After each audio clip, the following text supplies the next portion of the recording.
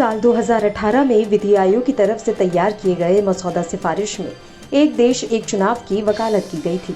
कहा गया था कि अगर लोकसभा और विधानसभा चुनाव एक साथ किए जाते हैं तो देश को चुनावी मोड से निकालकर विकास पर ध्यान लगाया जा सकता है। फिलहाल केंद्र सरकार ने संसद का विशेष सत्र बुलाकर वन नेशन वन इलेक्शन की चर्चाएं बढ़ा दी हैं। विधि आयोग की मसौदा रिपोर्ट में कहा गया था कि एक साथ चुनाव कराने से जनता का पैसा बचेगा, प्रशासनिक और सुरक्षा बलों की व्यवस्था पर कम दबाव पड़ेगा और साथ ही सरकार की नीतियों को बेहतर ढंग से लागू किया जा सकेगा।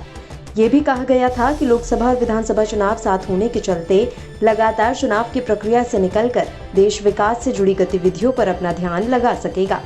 विधि आयोग की रिपोर्ट में कहा गया था कि साथ चुनाव कराने के लिए संविधान में संशोधन किए जाने की जरूरत है।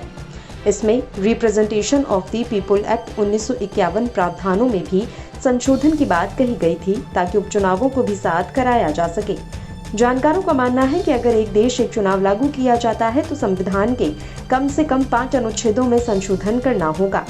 एक चैनल से बातचीत में पूर्व लोकसभा महासचिव PDT आचार्य ने कहा था कि सबसे बड़ी चुनौती सभी राजनीतिक दलों को एक मंच पर लाना होगा। दिसंबर 2022 में भारत के 22वें विधि आयोग ने राजनीतिक दलों, नौकरशाहों, जानकारों समेत अन्य के लिए 6 सवालों का एक सेट तैयार किया था।